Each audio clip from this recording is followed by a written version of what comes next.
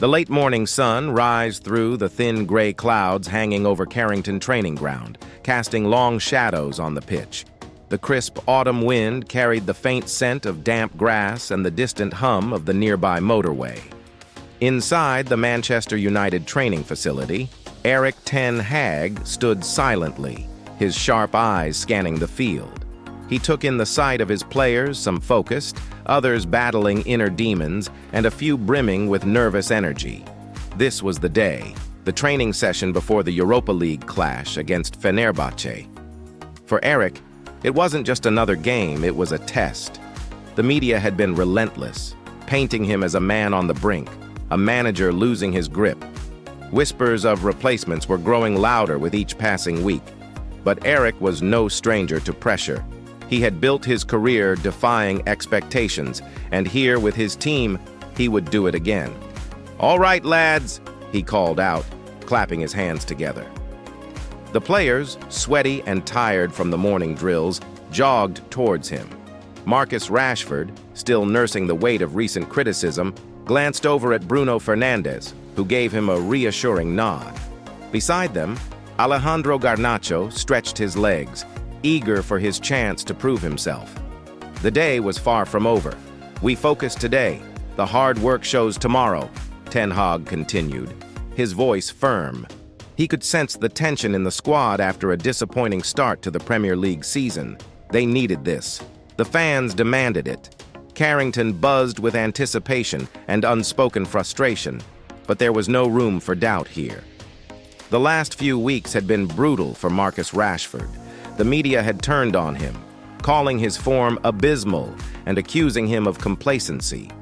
Every missed shot, every misplaced pass had become a headline.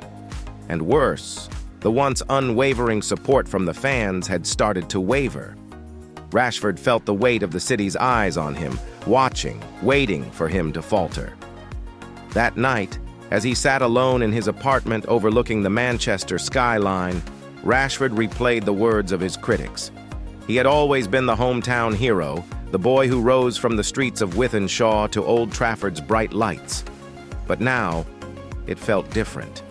The warmth had gone cold.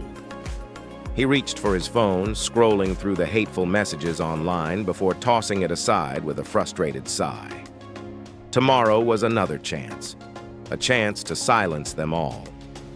Erik had pulled him aside after training, eyes stern but full of belief. "You're not done, Marcus." "Far from it," Ten Hag had said, his Dutch accent thick. "But you have to fight for this. The past is gone. Tomorrow is all that matters." Rashford nodded, those words now echoing in his mind as he lay in bed, staring at the ceiling. Fenerbahce was no easy opponent. The Turkish giants had their own ambitions, and they wouldn't give Manchester United an inch. But Marcus knew this was more than just a match. It was a shot at redemption. He drifted into a restless sleep, the roar of Old Trafford lingering on the edges of his dreams. Across the continent, in the vibrant streets of Istanbul, another man prepared for battle.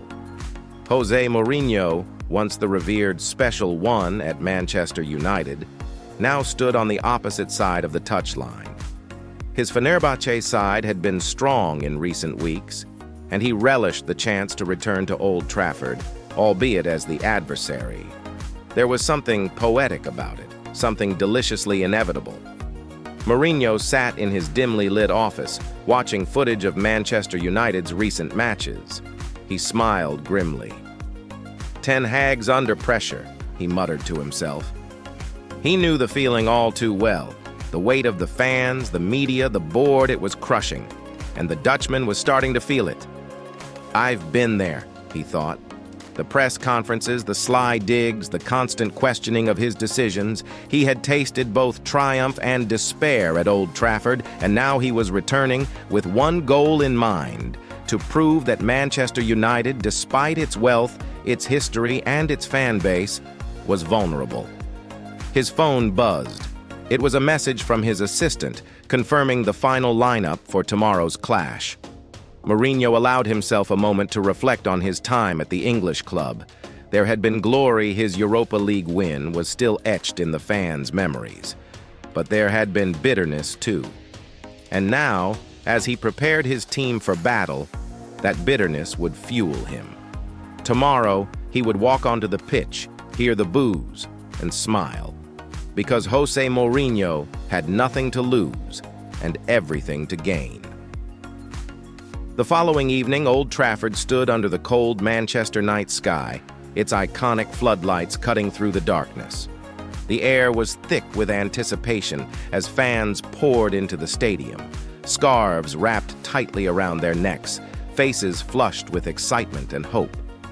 For many, this Europa League tie against Fenerbahçe was more than just another fixture. In the tunnel, the players lined up, waiting for the referee's signal to lead them out. Rashford stood near the front, his heart pounding in his chest. Beside him, Fernandes bounced lightly on his feet, his eyes focused and sharp. Alejandro Garnacho, the young Argentine starlet, gazed up at the towering stadium around him, feeling a mixture of awe and determination. At the other end of the tunnel, Mourinho stood with his team, arms crossed and a look of quiet confidence etched on his face. He caught Rashford's eye as the teams began to walk out, giving him a knowing look. Marcus returned the gaze but quickly turned away, focusing on the roar of the crowd. The game began with a frenzy of action. United, determined to start strong, pressed Fenerbahçe high up the pitch, forcing early mistakes. Bruno Fernandes was in his element, pulling the strings in midfield, finding pockets of space that left the Turkish side scrambling. But Fenerbahçe, well organized under Mourinho's tactical mastery, absorbed the pressure and looked to counterattack at every opportunity. 20 minutes in, Rashford received the ball on the left wing, his marker tight on his heels. With a sudden burst of pace, he surged past the defender, cutting inside and unleashing a curling shot towards the top corner. The stadium held its breath. The ball sailed inches wide of the post, and Rashford dropped his head, hands on his knees. As the game wore on, tension began to creep into the air. United had created chances, but Fenerbahçe, disciplined and resolute, refused to be broken. The Turkish side had their moments too quick, sharp counters that kept the United defense on edge. Mourinho, pacing the touchline, could sense the frustration growing among the United players. He had seen this before players who began to doubt themselves, question their own ability when the game wasn't going their way. And Mourinho knew how to exploit that. A well-placed free kick from Fenerbahçe in the 68th minute saw the ball swing dangerously into the box. United's defense, momentarily out of sync, failed to clear, and Fenerbahçe's striker pounced. The ball hit the back of the net, and suddenly, Old Trafford was silent, save for the pockets of jubilant Turkish fans who had made the journey to witness this moment. 10.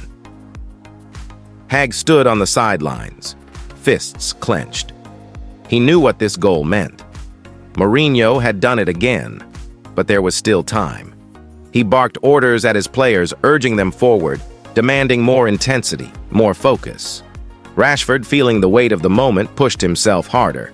This was his chance to make things right. The clock ticked relentlessly toward the 90th minute, and Manchester United threw everything they had at the Turkish side. Cross after cross flew into the box, but Fenerbahçe's defenders cleared every one. Bruno Fernandes continued to create, weaving through midfield, delivering perfect balls to the forwards, but still, the goal eluded them. In the 88th minute, Rashford found himself in possession once again, just outside the box.